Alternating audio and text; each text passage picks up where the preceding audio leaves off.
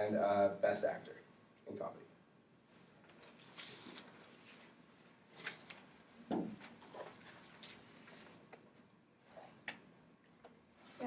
So kind of as Joey stated, he kind of achieved critical acclaim through his acting career.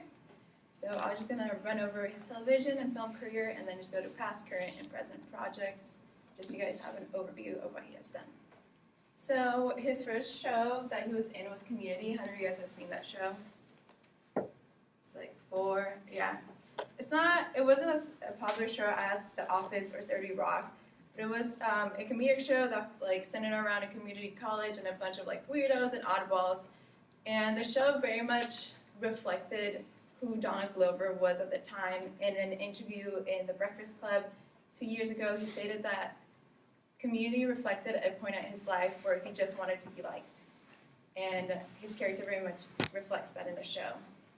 He was definitely praised in the show by his co-workers and the writers and the directors for his comedic ability and his acting career. By the end of the 5 seasons that he was in, he was only out of 5 out of 6. He was given the opportunity to basically ad-lib most of his line, and when they would write a script, they would just write, now Glover says something funny, and he would just like say something, and he would have like the punchline. So that just kind of goes to show how talented he was in his comedic ability, but eventually he states like he got bored, that he was someone that doesn't like to be in a niche, so he doesn't just want to be a comedic actor. He doesn't just only want to be known for one thing, he wants to expand. And it was first kind of reported that he left due to creative differences, but in a profile done by Departure, Donald says in regard to his departure, authenticity is the journey of figuring out who you are through what you make. And I think that quote very much reflects who he is, because he does do a bunch of changes, and he does, as a person, we all grow, and through his projects he grows. And the next project that he did was Atlanta. And that was the show that got him the Emmys and the Golden Globe. And in it, he is a director, he's a writer, and he's an actor. And so he originally kind of conceived the subject of the show in 2013. And when he first presented it to like television showrunners and people, he first used the term that is used as a Trojan horse. So he basically kind of more described it, it'll be like Community, except it'll be in Atlanta, and it'll be a different setting, and it'd just be like this whole buddy, good, like funny TV show, when in reality what he wanted to make was something more authentic and something more raw. So after it got approved, he kind of changed the format around and changed what it was. And what kind of came out of it was a show that was both a drama and a comedy.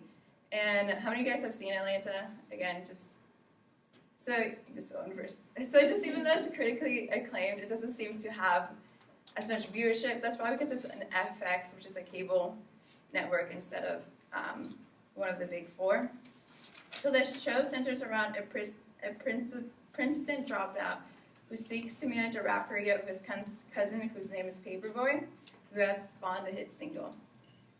So one of the reasons that this show was so groundbreaking was that it features a predominantly black cast and a predominantly black writers in the show, and it also is a show that doesn't try to make its audience be comfortable. I think it delves into like the issues of like race and class, and in a format that is versatile and a format that constantly changes. So I think as a viewer, you're required to think, and it's not something that you can just easily digest.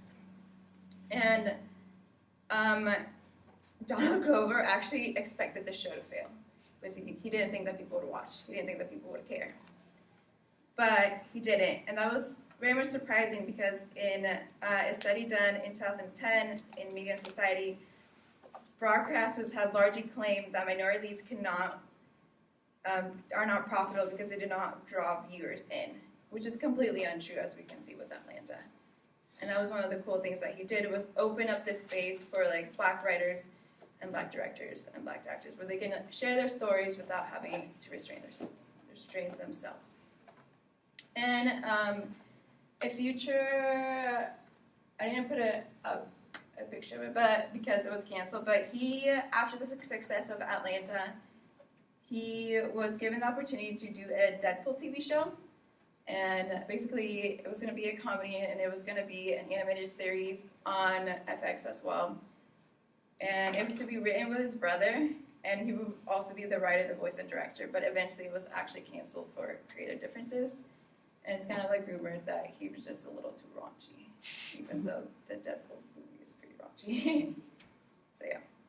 And now I'll just talk about his television and now his film projects, which I put 3 pictures up. So we'll start with Spider-Man. So he only has a small cameo in Spider-Man. He has 2 scenes. He plays the character of Aaron Davis. And the way that he got this role was that not during this Spider-Man's reign, but the second Spider-Man reign, there was actually a campaign to make him Spider-Man. And he wanted to be Miles Morales, which is a half-black, half-Latino comic book character, which is basically one of the incarnations of Spider-Man. And as the LA Times article states, that the campaign was started by a hashtag called #DonaldForSpiderMan. And he originally didn't take it seriously, which is something that he talks in his comedy. That he was like, yeah, so there was like an online chat group because they were like trying to like make Spider-Man. And someone was like, wow, let's make Spider-Man diverse. And then someone just stuck a picture of him. And then someone sent it to him. He was like, oh, that's cool. I'll tweet it. And he tweeted it, not thinking that it was like gonna get anyone was gonna care. And it actually became an actual viral campaign. And he got thousands of retweets, which was surprising to him because he really didn't take it as seriously. And he does like love the Spider-Man character, but it wasn't something that he was trying to pursue. And so he didn't get the call by Sony, and Andrew Garfield originally got the spot, but after the 3rd incarnation of Spider-Man, out of all, the 3rd one, and it was when it was rebooted, the director was actually a friend of his and gave him a role as Aaron Davis, who is actually the uncle of Miles Morales, and there's a hint that that might be where the Spider-Man universe may go after Tom Holland retires. And then the current movie that he's in that's going to come out really soon is Solo, a Star Wars story. I'm kind of excited for this movie personally, but I'm also a little hesitant. But I am excited for his role as Lando Calrissian. And it was really a dream role for him as a child, and still now he's kind of a nerd. And it's a label that he hates, but something that he admits. And as a child, he would like play with the little Lando toys and Darth Vader toys. So when he got it, it was really like a dream fulfilled, and it was something that he really loved. And that's coming out soon. And then one of his future projects is that he is going to be Simba in the new Lion King remake, along with Beyonce, who's going to be Nala, and that is set to come out in 2019. So watch out for that. So he's had. Basically with films, actually had an on and off career because he wanted to focus on his musical career as Childish Gambino.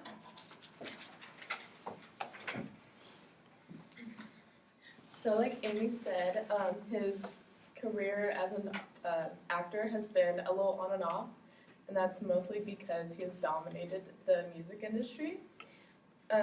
He has over 17 million followers on Spotify, and 4 studio albums. Camp, that came out in 2011. I don't know why it keeps doing that.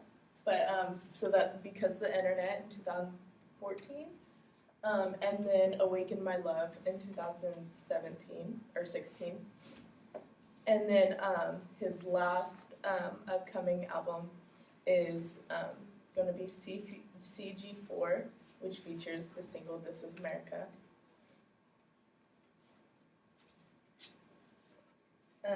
In their biography, A Childish Gambino, Genius writes that his style has gone from boasting yet muted to open, vulnerable, sweet, and to brash, broken, sullen, tour de France to smooth funk. So even within his multifaceted career, he is multifaceted in just the artistry of it, the musician aspect. So he goes from rap and R&B to hip-hop to pop. And what it really allows him mostly to do that is his alter ego that he's created as Childish Gambino. So in Latin, alter egos literally define to second self. And according to the journal Philosophy, published in 2001, alter egos are defined as distinct from the persons who alter ego they are. And that's exactly what Childish Gambino is for Donald Glover. He gave himself, through Childish Gambino, he gave himself the freedom to pursue any creative outlets that he wasn't able to as Donald Glover. And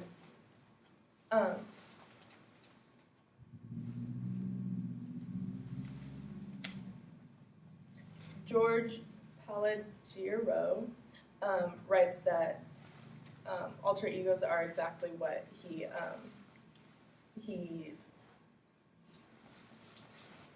does with Childish Gambino, and that their foremost objective is to facilitate the identification of user needs and goals and to support the development of detailed and comprehensive scenarios.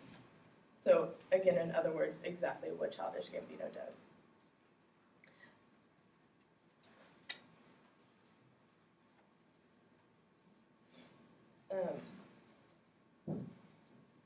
So again, it is coming to an end, and Danette for AV Club said, it quotes him by saying, "I like endings. I think they're important to progress, and they force things to get better."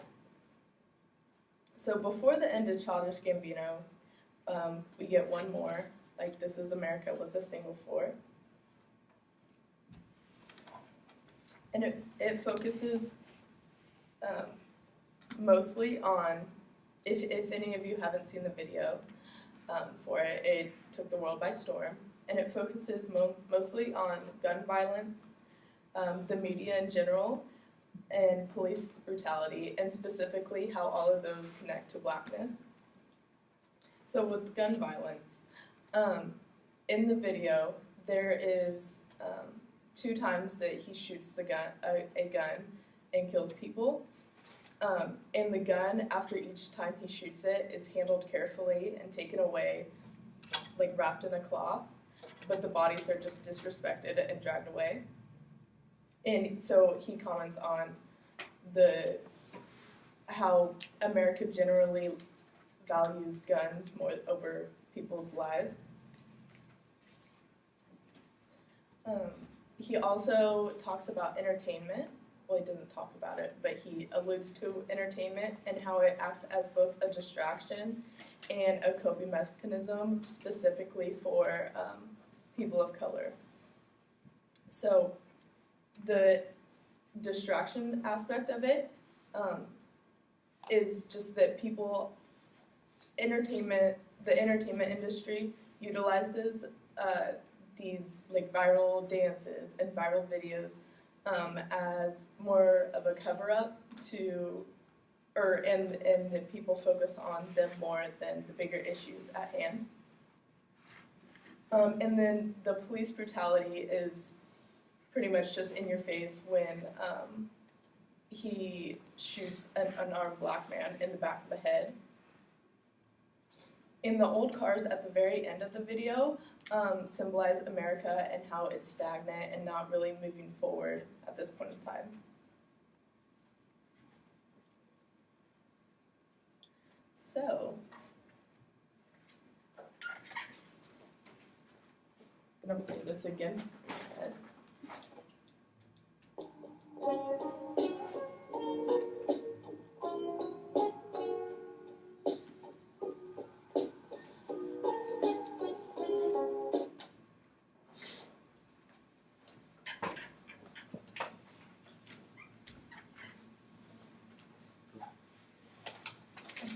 So now that we've talked about his comedic actor career, his actor, his musical, and his early life, maybe now when you listen to his music, you have a greater appreciation and can see it through a new lens.